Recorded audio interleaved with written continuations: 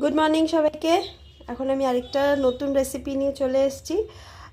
খুবই কমন বিখ্যাত বাঙালি রেসিপির মধ্যে একটা, সেটা হচ্ছে রুই মাছ ফুলকপি দিয়ে ঝোল। তো রুই মাছ ফুলকপির জন্য আমি এখানে অলরেডি রুই মাছ তোমার হলুদ আর লবণ দিয়ে আমি অলরেডি ম্যারিনেট করে রেখেছি।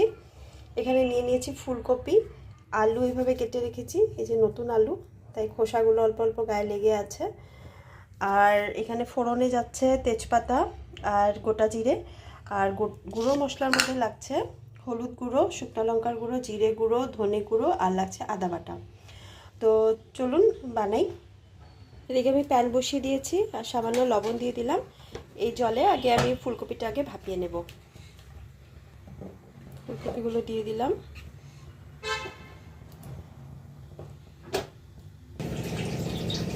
দেখুন জলটা ফুটে উঠেছে, মোটামুটি 2-3 মিনিটের জন্য আমি ফুটিয়ে নিচ্ছি। হয়েই গেছে, আর বেশিক্ষণ নেই, ভাপে ভাপে খুব একটা ভাপাবো না, নাহলে ভাজার সময় ভেঙে যায়, তাই হ্যাঁ মোটামুটি হয়ে গেছে। এখন আমি এটা নামিয়ে নেব। এদিকে কড়াই চাপিয়ে দিলাম মাছটা ভাজার জন্য। সর্ষের তেল চলে গেল। আপনারা কিভাবে কাতলা মাছ ফুলকপি দিয়ে রুই মাছ ফুলকপি দিয়ে বানান নিশ্চয়ই জানাবেন। আর কে কোনখান থেকে ভিডিওটা দেখছেন কমেন্টে জানাবেন। আমি এই রেসিপিতে পেঁয়াজ ব্যবহার করছি না, রসুন ব্যবহার করছি না। তো দেখুন আপনারা কারা কারা কেমনভাবে বানান নিশ্চয়ই কমেন্টে জানাবেন। মাছগুলো দিয়ে দিচ্ছি, লাল লাল করে ভেজে নেব।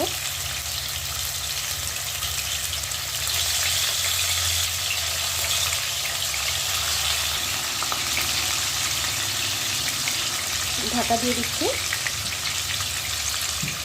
এই দেখুন মাছগুলো আমি একে একে সব ভেজে নিয়েছি, আর এদিকে ওই তেলেই আমি ফুলকপিগুলো ভেজে নেব। ফুলকপিগুলো অল্প সেদ্ধ করা ছিল, তো ওগুলো এখন আমি দিয়ে দিচ্ছি। এবার হলুদ লবণ দিয়ে সামান্য একটু ভেজে নিচ্ছি। লবণ, হলুদ, এবার একটু লাল লাল করে ফুলকপিটা ভেজে নেব। দেখুন আপনারা কিভাবে বানান আপনারা নিশ্চয়ই একবার কমেন্ট করবেন, আর আমার আগের রেসিপিগুলো দেখছেন কিনা সেটাও কমেন্ট করবেন। ভালো লাগে কমেন্ট করলে, তখন উৎসাহ পাওয়া যায়।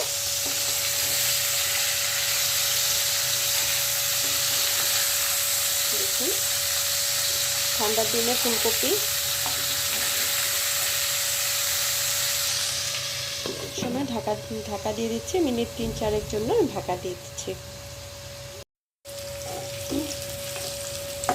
ফুলকপিগুলো ভাজা হয়ে গেছে, এবার এগুলো উঠিয়ে নেব। সামান্য একটু তেল দিয়ে দিচ্ছি। আবার আলুটা হলুদ লবণ দিয়ে একটু মেখে নিয়েছিলাম আগের থেকে। এবার তেলটা গরম হয়ে গেছে, মধ্যে দিয়ে দিব।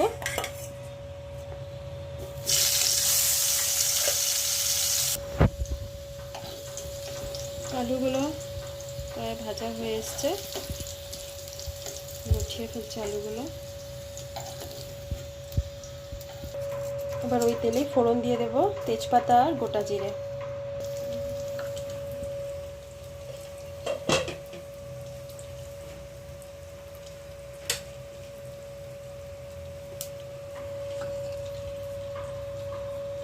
এদিকে আমি গুঁড়ো মশলাগুলো সব জলে মিশ্রণ করে নিচ্ছি।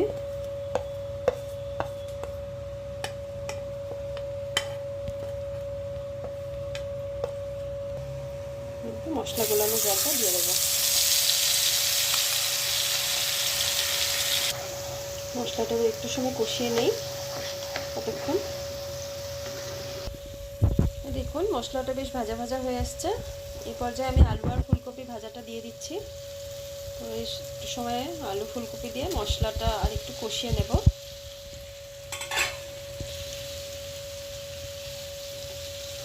আমি এখনও লবণটা দিইনি, লবণটা দিতে হবে, কারণ ফুলকপি আর আলু ভাজার সময় আমি লবণ ব্যবহার করেছিলাম। তো একটু টেস্ট করে তারপরে আমি লবণটা যতটুকু দরকার স্বাদ মতো আমি পরে দেব।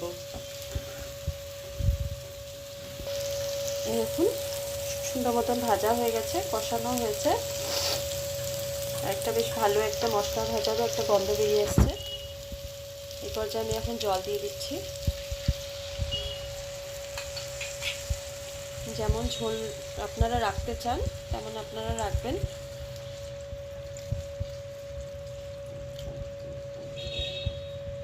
সামান্য নুন দিয়ে দিচ্ছি এবার স্বাদ মতো, যে যেমন নুন খান। আর এই পর্যায়ে আমি এখন ঢাকা দিয়ে কিছুক্ষণের জন্য সেদ্ধ হতে দেব। যখন ঝোলটা ফুটে যাবে তখন মাছটা দেব। দেখুন জলটাও ফুটে গেছে, আলুগুলো গলে গেছে। একে একে মাছগুলো ছেড়ে দিচ্ছি। ঝোলটা আপনারা নিজে বুঝে রাখবেন কেমন আপনারা ঝোল খান।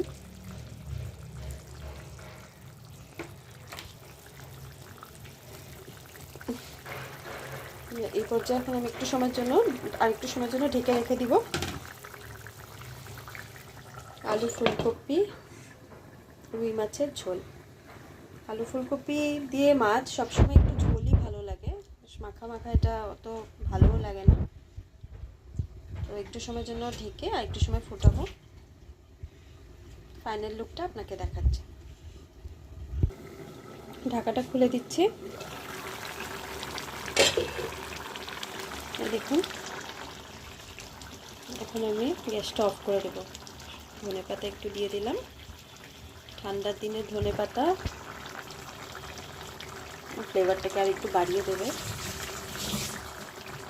এবার আমি গ্যাসটা অফ করে দিচ্ছি।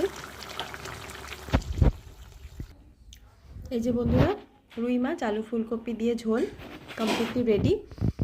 তো আপনারা যেভাবে বানিয়েছি এভাবে বানিয়ে দেখবেন। তো যদিও এটা খুবই কমন, যারা যারা জানে তো ওরা তো নিশ্চয়ই জানবে, আর যারা হয়তো পেঁয়াজ রসুন দিয়ে খান হয়তো এইভাবে একবার বানিয়ে দেখবেন, ভালো লাগবে খেতে। আর ঠান্ডার দিনে ফুলকপি এমনিও অন্য কিছু আর ফ্লেভারের দরকার পড়ে না। তো এ দেখুন, আর আপনারা যদি সাবস্ক্রাইব করেন, কমেন্ট করেন, লাইক করেন তো আমার উৎসাহটা বাড়ে আরও ভিডিওটা দিতে। তো আপনারা সাবস্ক্রাইব অবশ্যই করবেন, পাশে থাকুন। থ্যাংক ইউ ভিডিওটা দেখার জন্য।